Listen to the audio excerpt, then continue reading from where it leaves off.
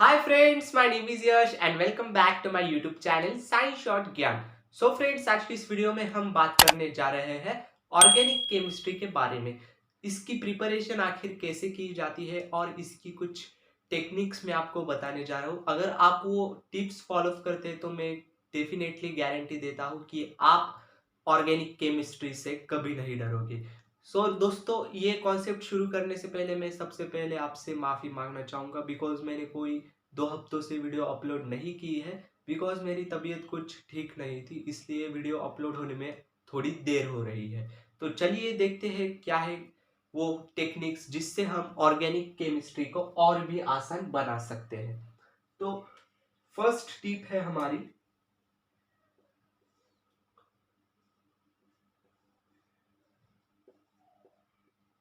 Basic concepts.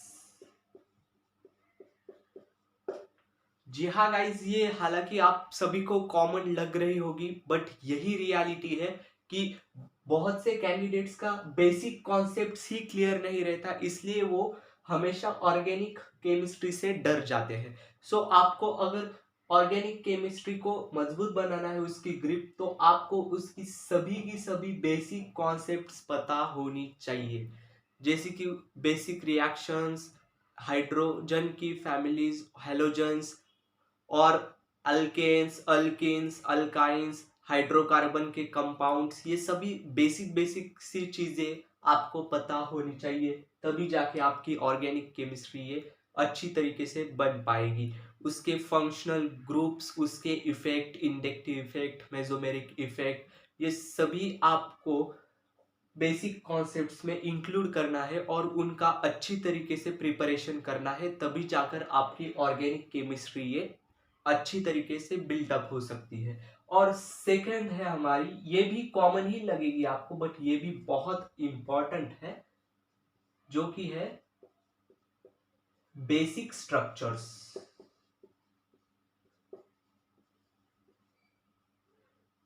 Basic structures, बहुत से candidate के बेसिक स्ट्रक्चर्स भी क्लियर नहीं होते, जैसे कि बेंजीन के स्ट्रक्चर्स हो गए, उसमें एनिलीन, जहां पर बेंजीन रिंग पे अमाइड अटैच होते हैं उसे एनिलीन कहते हैं। टोलिन, जहां पर बेंजीन रिंग पे मिथेन अटैच, मिथाइल अटैच होता है, उसे हम टोलिन कहते हैं। ये सभी जो बेंजीन रिंग या अलिफैटिक स्ट्रक्चर है, अलिसाइक्लिक स्ट्रक्चर है, ये सभी बेसिक स्ट्रक्चर्स आपके क्लियर होने चाहिए, तभी जाकर आप अच्छी तरीके से यूपैक नेम लिख पाओगे उस पर्टिकुलर स्ट्रक्चर का, और कॉमन नेम भी आप उसके बता पाओगे।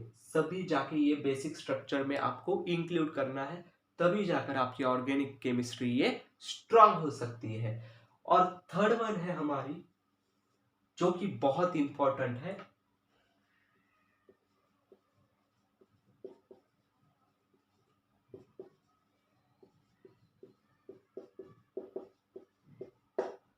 Understand the reactions.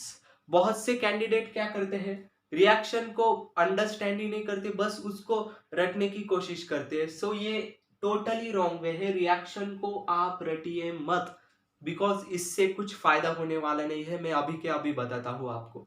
बिकॉज ये जो रिएक्शंस है ना, ऑर्गेनिक केमिस्ट्री में जो रिएक्शंस आप पढ़ते हो, चाहे वो प्रिपरेशन हो कीटोन्स का, अल्डिहाइड्स का, कार्बोक्सिलिक एसिड्स का, अल्कोहल्स, फिनॉल्स, ईथर्स, जो भी कार्बोनिल कंपाउंड की रिएक्शंस आप देखते हैं ना, तो उन रिएक्शंस को रट के 1% भी आपका फायदा होने वाला नहीं है।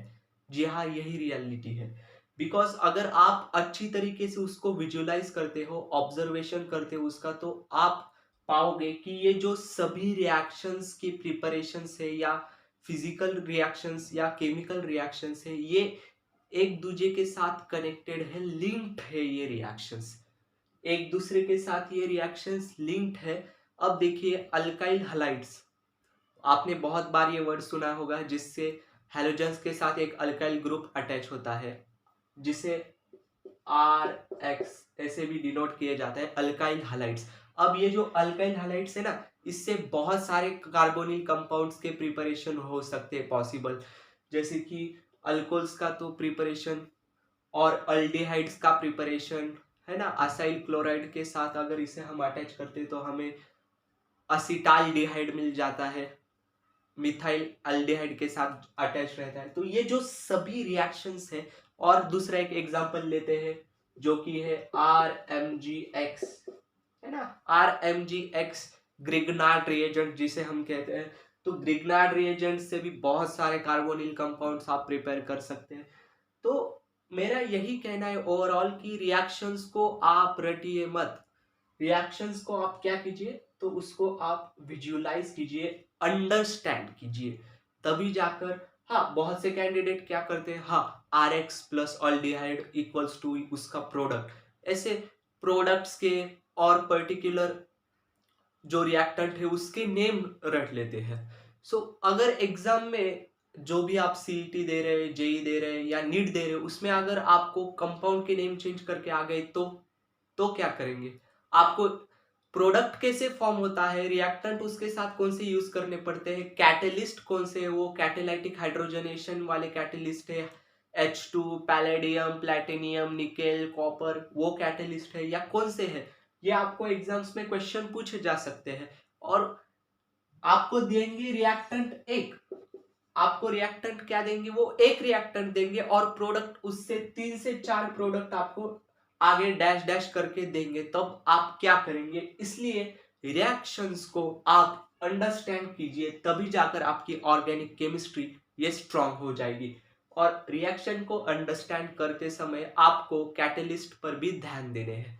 अब बहुत से कंडीशंस में जैसे कि रोजेनमंड रिएक्शंस है, अल्डिहाइड को प्रिपरेशन करने के लिए वो रिएक्शन यूज करनी पड़ती है। अब उसमें हालांकि एक ही कैटेलिस्ट है पैलेडियम, पैलेडियम एक ही कैटेलिस्ट है उसमें, बट उसको कंट्रोल करने के लिए, जो कि रिएक्टिव है, उसको कंट्रोल करने के लिए हमें BaSO4 का यूज करना पड़ता है, बेरिलियम सल्फेट का। तो इस प्रकार से भी क्वेश्चन पूछे जा सकते हैं, which of the following catalyst can be used in Rosenmund reactions. तो ये आपको यहाँ पर ध्यान में रखने ऐसे कैटेलिस्ट जो कि ट्रिकी वे से आपको एग्जाम में उस पर क्वेश्चन पूछे जा सकते हैं। सो हमारी लास्ट स्टेप है ऑर्गेनिक केमिस्ट्री को मजबूत बनाने के लिए, जो कि है प्रैक्टिस। जी हाँ गाइस, प्रैक्टिस से कुछ न, आपका सब कुछ प्रैक्टिस से ही होने वाला है।